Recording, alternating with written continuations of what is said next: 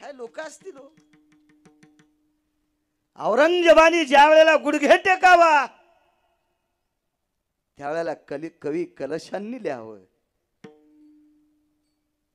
त्या कवी कलशांनी लिहिलेलं बघा बघा बघा बघा. 90 वर्षाच्या माणसाने सुद्धा कवी कलशांनी शंभूराजांचं केलेलं वर्णन, त्या औरंगजेबाच्या समोरचं केलेलं 5 मिनिटाचं वर्णन 90 वर्षाच्या म्हाताऱ्यानं पळड्या पळड्या ऐकावा. कानात मोबाईलची गुंडी घालून ते बाजाव पळड्या पळड्या पण हातपाय हालीन, रक्त पळतय.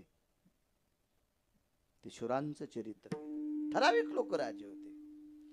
रावणानं दोन्ही गुडघे समुद्रात टेकले. येऊन या काळ बैसाला शिवसा सांगतोय, काळ हा किती मोठ्या माणसाच्या उशाला बसतो. आणि रावणानं विचारलं, राजाधिराज चक्रवेन महाराज, अहो पंढरपुरातल्या मालकाला मोजित नव्हता रावण, देत नाही म्हणला बायको तुई. साधी गोष्ट आहे. त्याच्या सत्तेश्वर झाडाचं पान हलत नाही.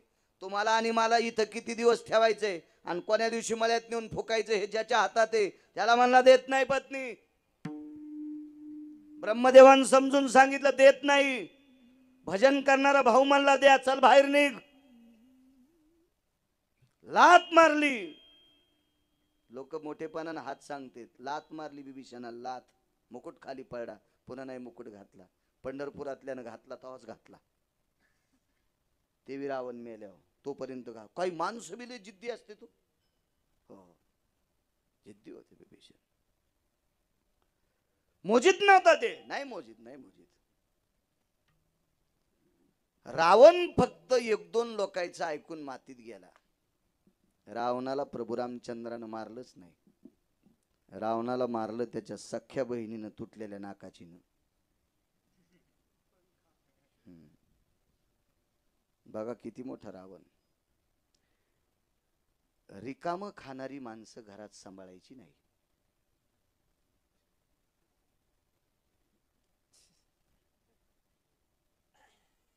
नव्वद वर्षाचं म्हातारा असेल, त्याला काम नाही करता येत ना, त्यानं उपद्व्याप करायचा नाही.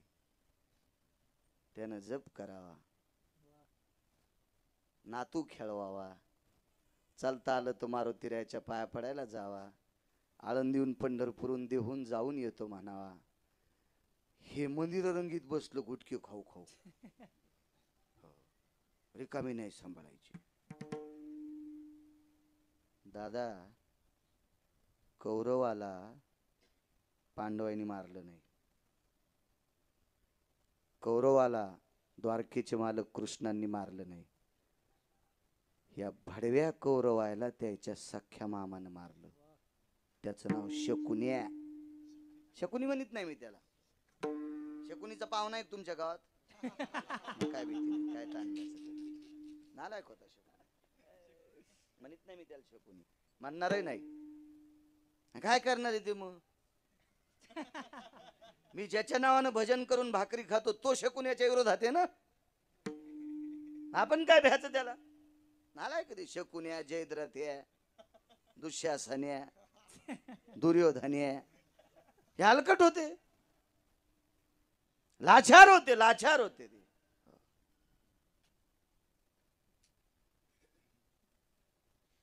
मग गुडघे टेकलेने विचारलं, राजाधिराज चक्रवेन महाराज, जयपत्र.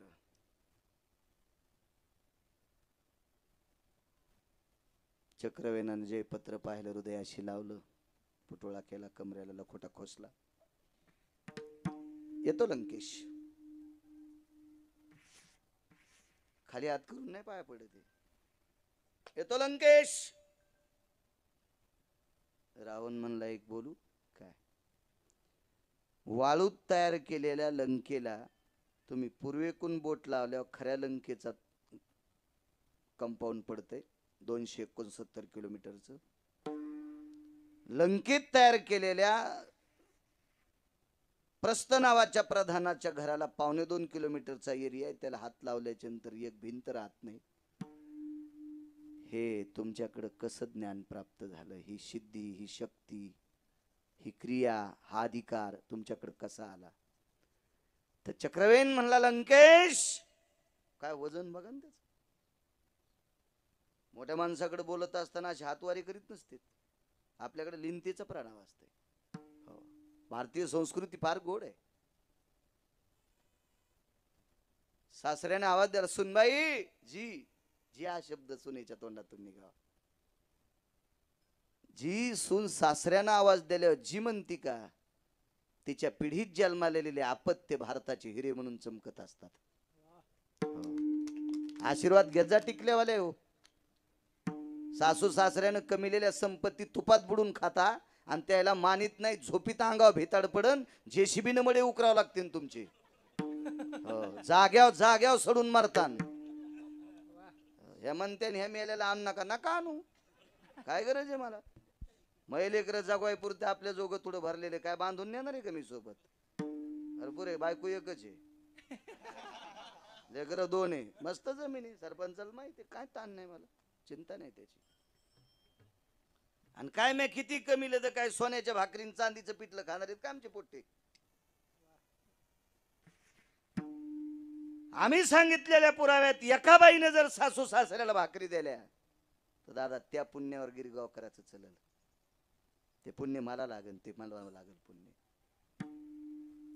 तुमच्यासारख्या दरारा संपन्न लोकांना काम करायचे. एखाद्याचं पोरग जर मायबापाला सांभाळीत नसेल, महाराजांसारखे वयस्कर माणसं असतील, दादा तुमच्यासारखे राजकीय लोक असतील, तर त्या पोराला भेटायचं आणि एकच म्हणायचं, बाळा अरे आम्ही लहानपणापासून तुझे वडील पाहिले रे, लय कष्ट केले रे.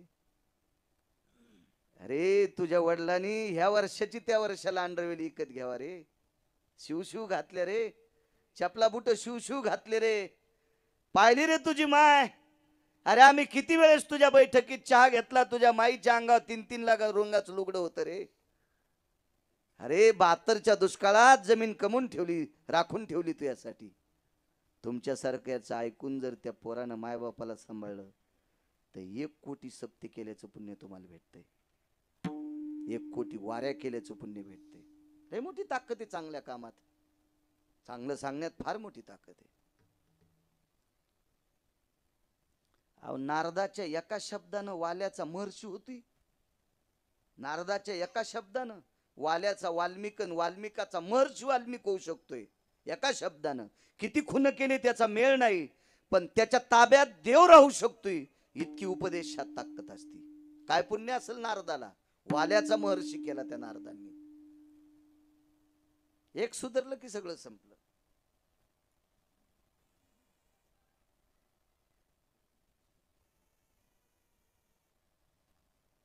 कशाने तुम्हाला ही शक्ती प्राप्त झाली? लंकेश, पृथ्वीची ताकद आहे, पृथ्वीची कृपा आहे, धरणी मातेची कृपा आहे.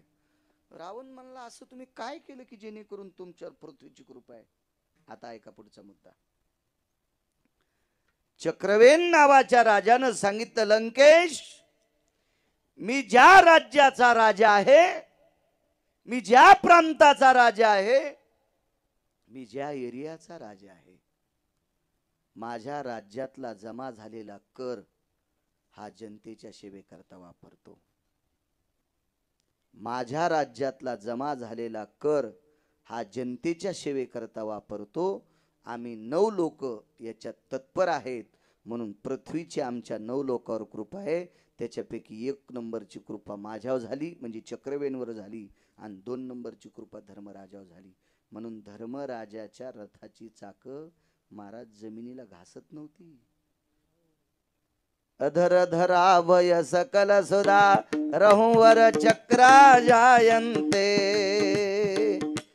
द्वापारे चम धर्म निपुणम, द्वापारे चम धर्म निपुण, धर्म कृत्य भय जायन्ते, प्रजा जना भय हिताय च, प्रजा जना भय हिताय च, यत्क्रिया भय जायन्ते, राजाश्रय भय मंडित जायो, राजाश्रय भय मंडित जाय, पृथक की सुत भय सकल जना, पृथक की सुत भय सकल जना, पृथक की सुत भय सकल जना.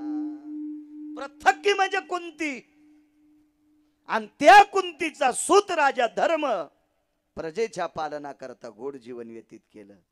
म्हणून त्याच्या रथाची चाक घासू नये, म्हणून एक विध भरबुआ रथ आधार चलत होता. रावणानं विचारलं, गेहम उदर व्यथा निवारण हितार्थायो. काय हुशार होत ते बी रावण. ते म्हणला, जनतेचा कर जर जनतेसाठी तुम्ही वापरीत असाल तर पोट कशानं भरता. ममम पूर्वजा भयज्जायो भूखंडे शिस्ततेवचा. माझ्या पूर्वजांनी शर्मन संपत्ती कमवलेली होती, त्या संपत्तीतली गहू ज्वारी बाजरी तांदूळ मका खातोय. म्हणून पृथ्वीचं माझ्यावर एक नंबरला प्रेम झालं.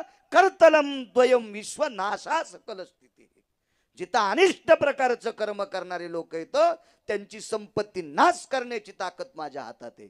धरतर रावण हालत होता. गारव्यात पहाट घामालता रावणाच्या. सामान्य रावण आहे. नाही देत म्हणलं पंढरपुरातल्या मालकाला बायको. सामान्य साधी गोष्ट आहे इतका विरोध करणं. आणि तो रावण चक्रवेनाच्या पुढे गुडघे टेकतो. आता मुद्दा लक्षात घ्या, चक्रवेन किती मोठा असेल. पण माऊली दादा इतका चक्रवेन मोठा, तरी पण एक दिवशी उत्तरायण लागल्याच्या नंतर त्याच्या उशाला काळ बसला आणि चक्रवेनला घेऊन गेला. म्हणून पहिलं कडवं, ए बोली या काळ बैसलास मा. उसा उसा उसा उसा. ए बोली या काळ बैसलास मुशा. क्या बात ए है. बोली या काळ टाळ टाळ. बैसलास मुशा. ए बोली या काळ बैसलास मुशा.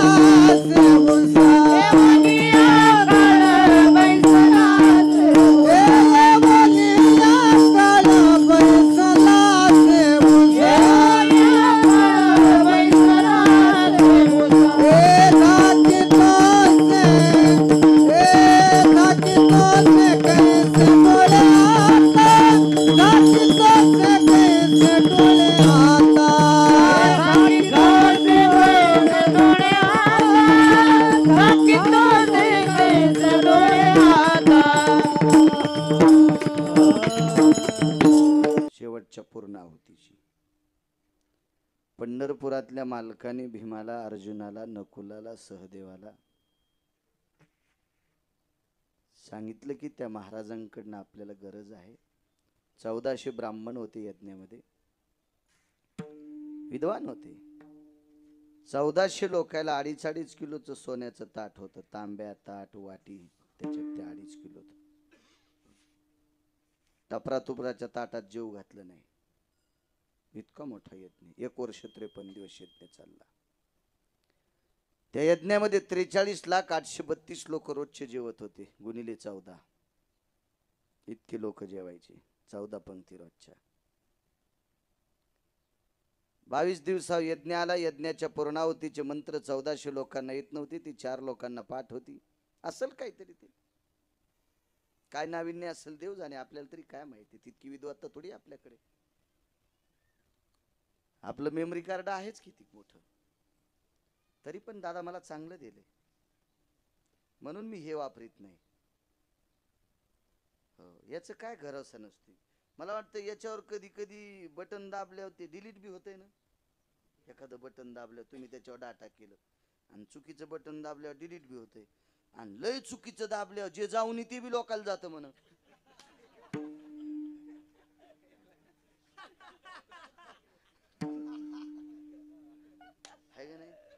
त्याच्यामुळे याच्यात चुकीचं घ्यायचं नाही, चुकीचं बटन दाबायचं नाही, डिलीट होत नाही, काहीच नाही. हे मेमरी कार्ड टाईट ठेवायचं.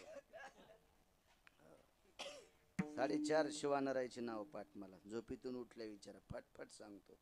4.5 शिवानरायचे नाव. 349 नद्या, 150 पावणे 200 नद्यांची तरी नाव सांगतो. आपल्या लग्नात किती नद्यांचे आशीर्वाद असतील तितके डबल MA झालेल्याला सांगता यायचे नाही. त्याच्यातल्या लग्नातल्या मंगलाष्टकामध्ये अनन्य साधारण महत्व असणारी गंगा ती एक आहे. त्या गंगेचं नाव आहे चर्मन्वती नावाची गंगा. त्या गंगेच्या तीरावर कर्णाचं लग्न झालं. भारतातल्या 4 सिंहापैकी एक सिंह होता तो महाभारतातला कर्ण. चर्मन्वती नावाच्या गंगेच्या तीरावर वंगदेशाचा राजा कर्ण, आणि या वंग देशाच्या राजाच्या कर्णाचं लग्न चर्मन्वतीच्या तीरावर वृषाली नावाच्या स्त्री सोबत झालं. लक्ष ठेवत जा. त्याच्यापैकी दुसरी गंगा पवित्र सांगितली, तिचं नाव सांगत नाही. त्या गंगेच्या तीरावर नलदमयंतीचं लग्न झालं. या दोघांची सोयरीक राजहंसानं केली. राजहंस नलाचिंदमयंतीची सोयरीक. तय भ्रुकुटी पाहता खळे गंगोदका स्थित भयो तद्भार्या प्रसवन्न पाणी ग्रहण तते नलदमयंतीस्तया विहंगमाति राजहंसायं परिपत्रेण भय जायतेना त्वमं परिपत्रेण भयं यतो नलदमयंती न जायते. राजहंसानं पत्र दिलं. सिनेमातल्या लोकांना राजहंस नाही पटला. जा कबूतर, याच्यावर बी वाजायचं का? त्याला गारगुंडी खाणार कबुतरी आवडा सिनेमातल्या लोकांना. राजहंस कसा आवडन? अशा एका गंगेच्या तीरावर महाराज बसले. तिथे गेले. महाराज ते पत्र देत नव्हते. द्रौपदीनं ते पत्र आणलं. यज्ञ पूर्ण झाला. पांडव समारोप आटपल्याच्या नंतर महाराजांच्या दर्शनाकरता गेले. तुमच्या या पत्रामुळे आमचा राजोशी यज्ञ पूर्ण झाला. पण तिथे गेल्यावर कळालं महाराज जात राहिले. पांडवांचा यज्ञ पूर्ण करण्याची ताकद कृष्णात नव्हती, फक्त त्याच महाराजात होती. मग देवानं उभा केलेला यज्ञ पूर्णत्वाला नेण्यासाठी त्या महाराजात ताकद आहे. माऊली दादा त्याला सुद्धा जावं लागलं. येऊन या काळ बैसला शिवसा